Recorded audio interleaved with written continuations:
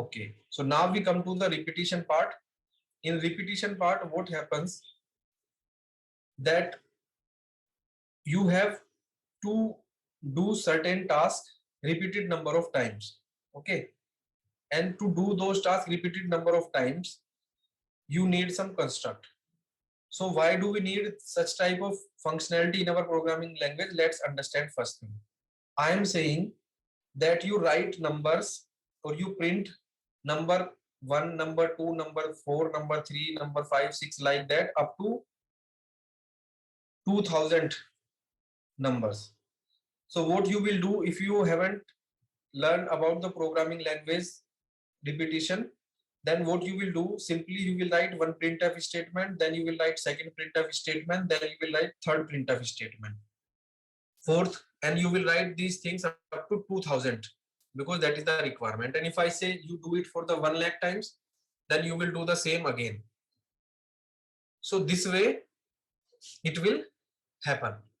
But if I say that this can be done by writing only 3 lines, if you want to write billion lines also, then also you can do it by in 3 lines, irrespective of any number of lines or any number of numbers you want to print it.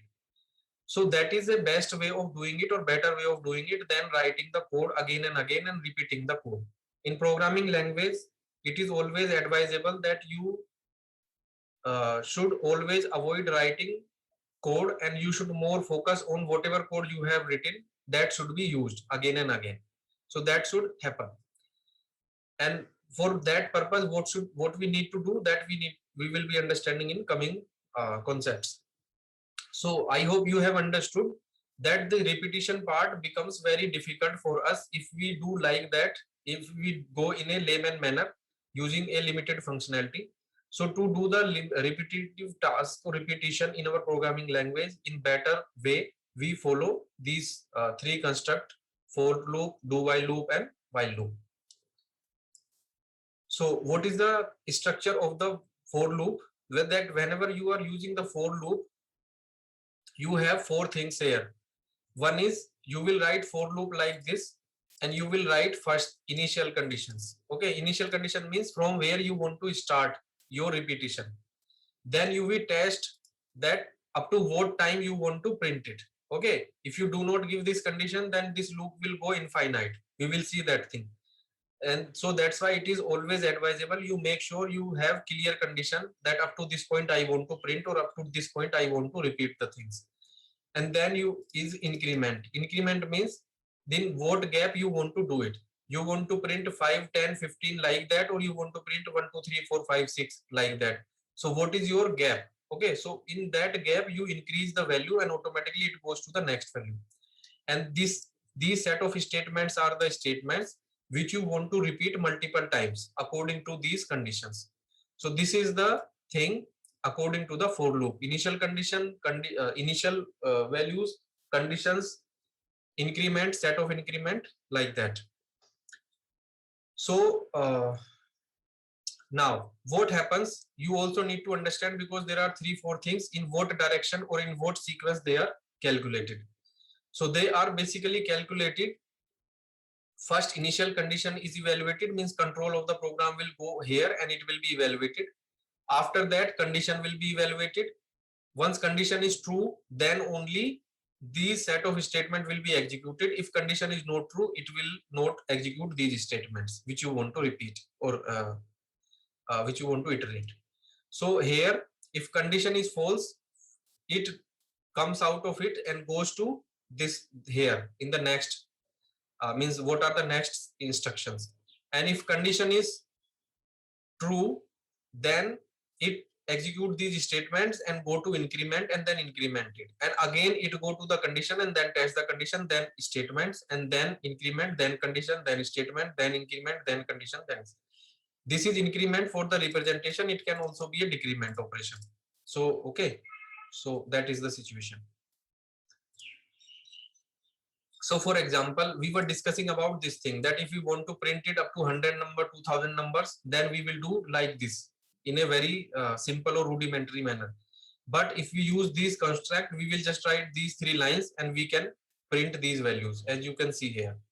Okay, So if I want to print it for 2000 times, so I will just place it here 2000 and it will work. So how does it work? We need to understand. So first we create a counter which will help us to count how many times we have to repeat. So now we have created counter variable. So now we are saying counter is starting from 1 and it will go up to 100 because we want to print numbers up to 100. So here we have started it that counter is less than equals to 100. Then we say what value we want to print. So since we want to print 1 2 3 4 5, so counter is also printing 1 2 3 4 5. So if we want to print something else, then we will place that thing here also according to requirement. But since counter is also doing this work for us, so we are using counter here, and after that we are increasing the value of the counter by 1. Counter equals to counter plus 1, and then again it is tested, then counter is printed, then again it is tested, counter is printed. Like that it happens. So this way it is working. Now we come to the for loop, and in this case we are printing counter up to 20 times.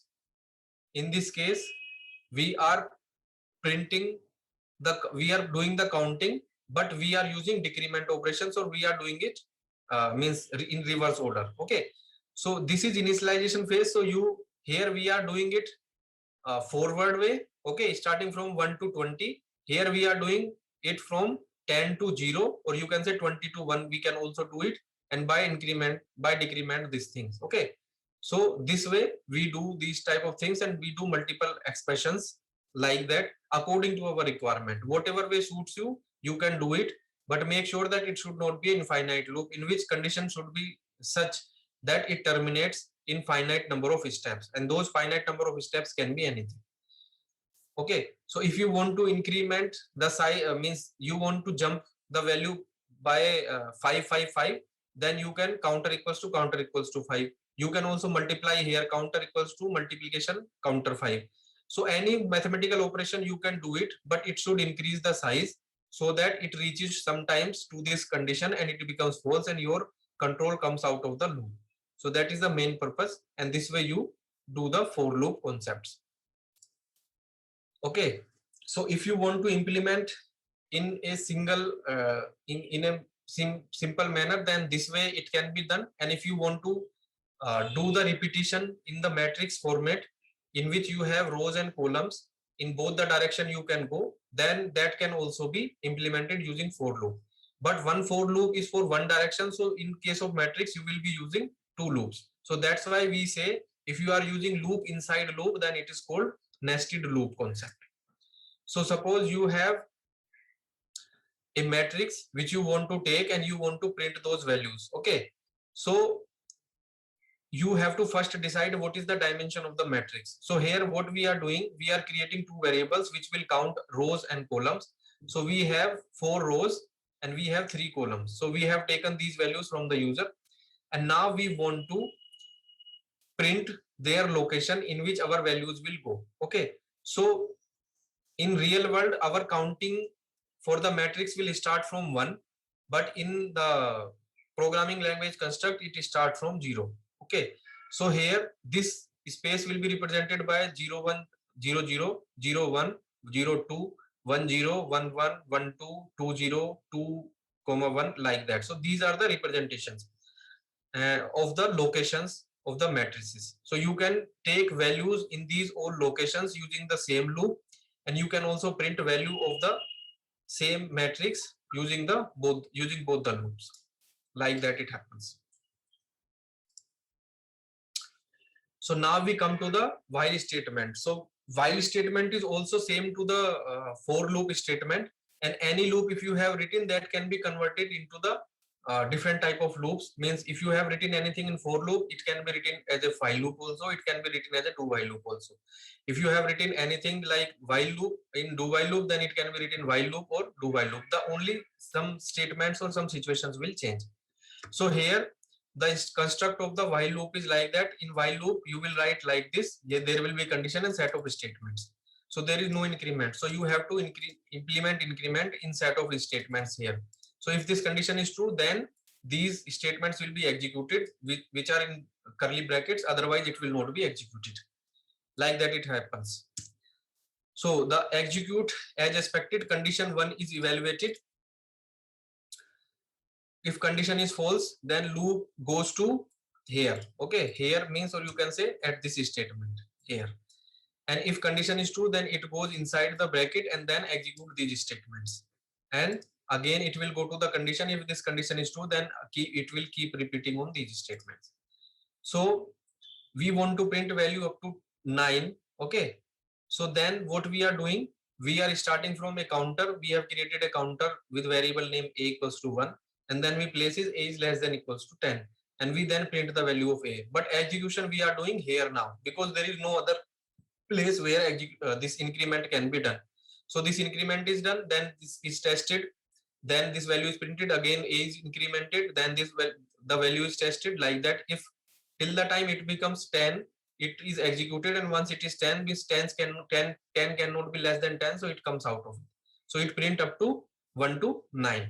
So this way you can print your while loop using these means using the same construct. And you can also do this with for loop also. You can write here for loop, then you can do the initialization a equals to 1, then this condition same, and then increment there, and then this statement.